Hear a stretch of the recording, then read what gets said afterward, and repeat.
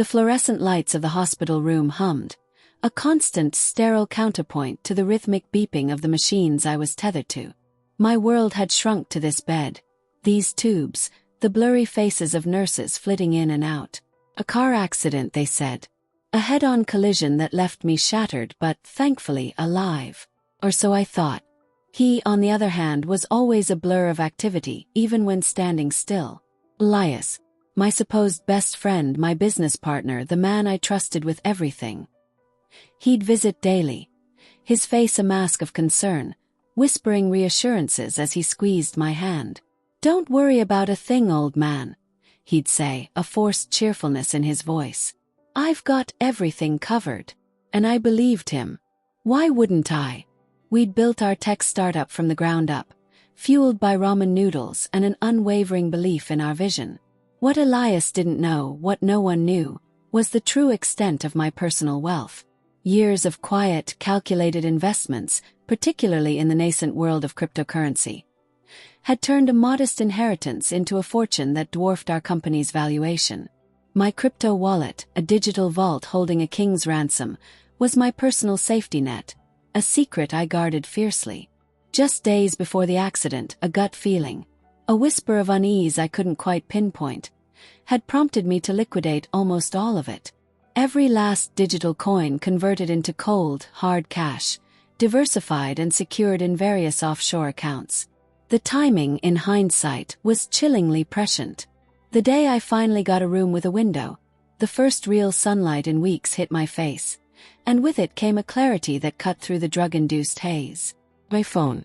I hadn't seen it since the crash. Elias had always insisted on handling communications while I recovered.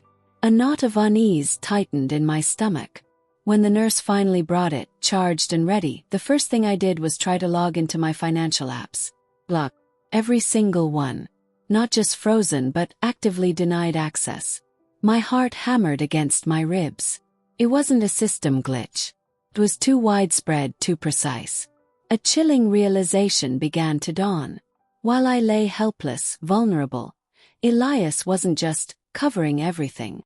He was meticulously dismantling my life piece by piece. The dates on the blocked accounts aligned perfectly with my time in the ICU.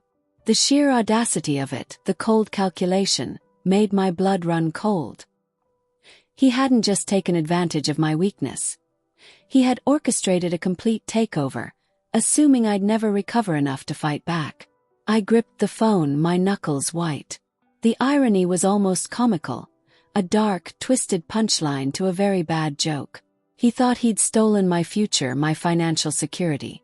He thought he'd crippled me. But what he'd truly stolen was a ghost. A phantom fortune that no longer existed in the digital realm. He was so desperately trying to plunder. The real treasure was already safe, tucked away, far beyond his reach. And the anger, the raw, burning fury that now ignited within me, was a far more potent fuel than any machine could provide. My recovery suddenly had a new, sharper purpose. The hospital room, once a prison, now felt like a strategic command center.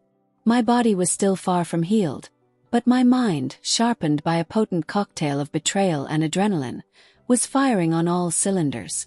I needed to move, to act, but every muscle screamed in protest. Physical therapy became a desperate race against time. Each agonizing step, each painful stretch, was a defiant middle finger to Elias. The nurses, bless their oblivious hearts, attributed my sudden, intense dedication to a miraculous will to live. They had no idea the will was actually a burning desire for retribution. I started small. From my bed, I used the hospital's public Wi-Fi, the one Elias wouldn't think to monitor. My fingers, still clumsy, navigated the familiar digital landscape of dark web forums and encrypted messaging apps. I reached out to old contacts, individuals who operated in the shadows, their skills for sale to the highest bidder, or in my case, the most wronged. Information was my currency now. I needed to know everything Elias had done, every single move he'd made to dismantle my empire. And more importantly, I needed to know how he planned to consolidate his ill-gotten gains. The reports started trickling in. Elias had been systematic.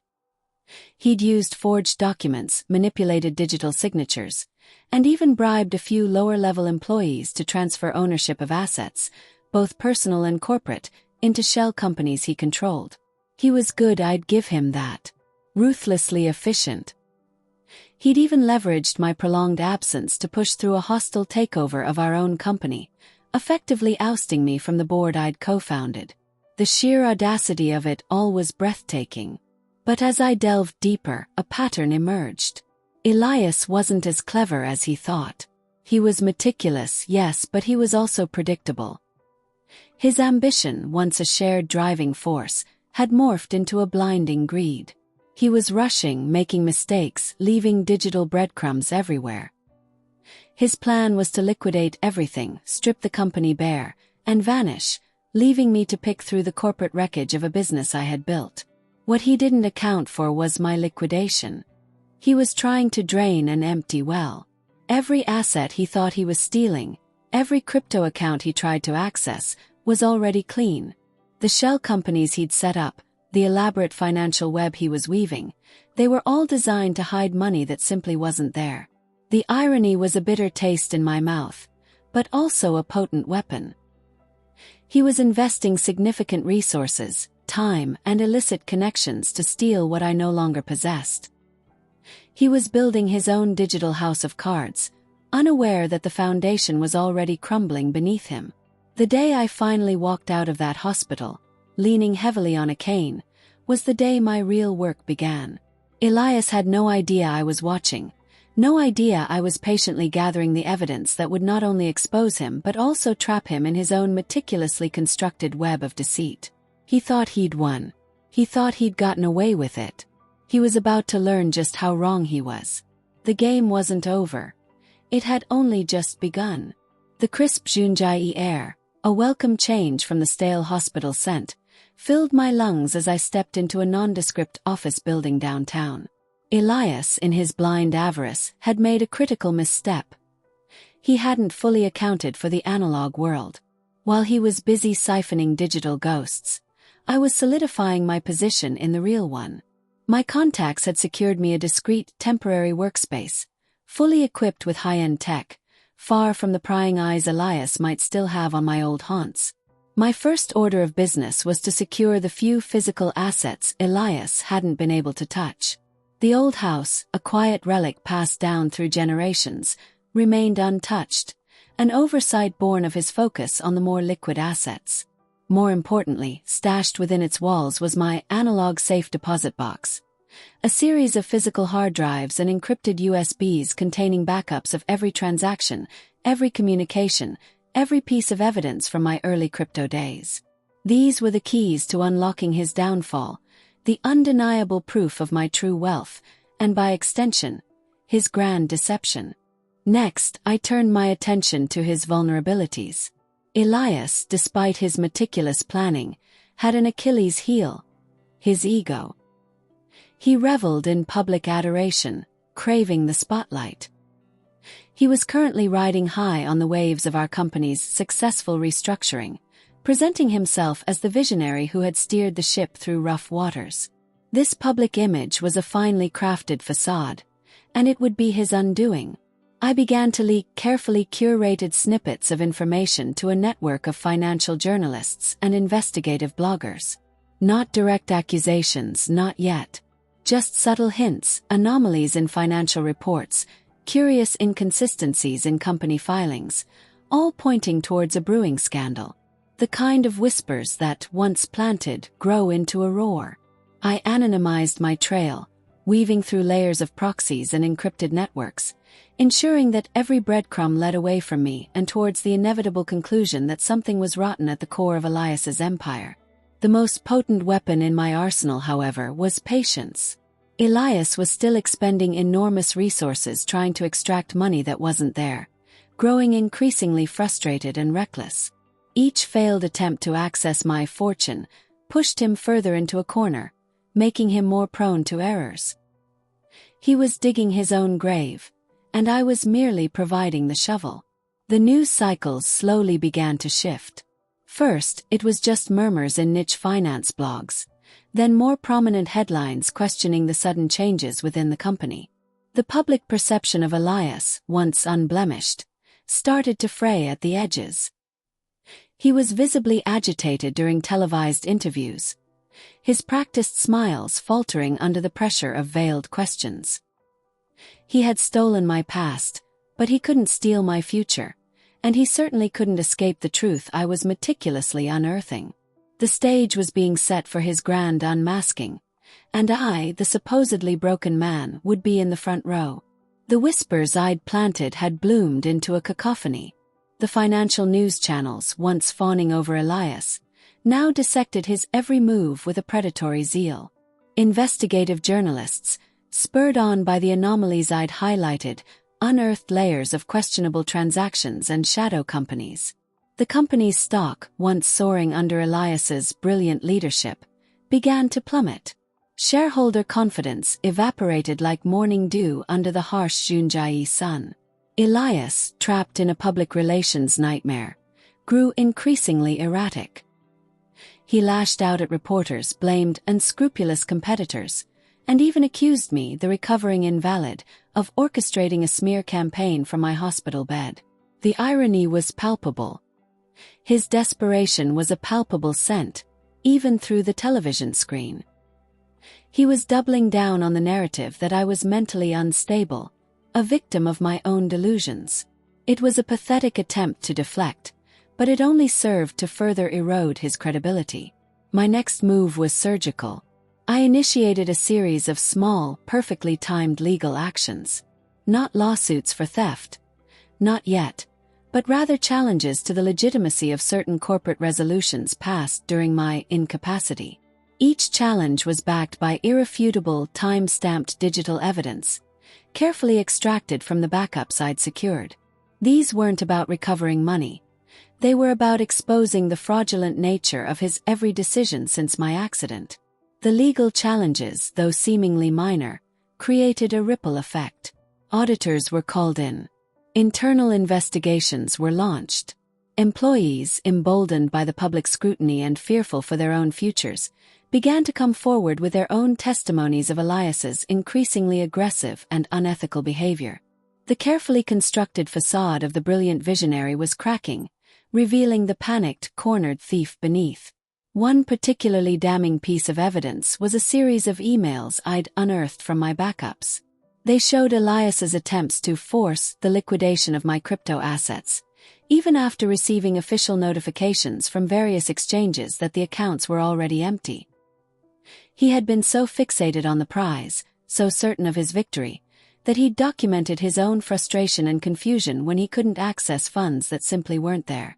These emails, when leaked to the right people, would paint a picture of a man driven by an insatiable, blinding greed, and an almost comical level of incompetence. The media frenzy reached a fever pitch. Photos of a gaunt, agitated Elias replaced the triumphant images that once adorned business magazines. Analysts openly speculated about his imminent downfall. He was cornered, his escape routes dwindling, his carefully constructed empire crumbling around him. The man who thought he had stolen everything was about to lose everything, and the world was watching. The pressure cooker that was Elias's world finally exploded. Facing mounting legal challenges, plummeting stock prices, and a media relentlessly exposing his every misdeed, he made one last, desperate gamble. He called a press conference, a grand spectacle designed to clear his name and salvage what little credibility he had left.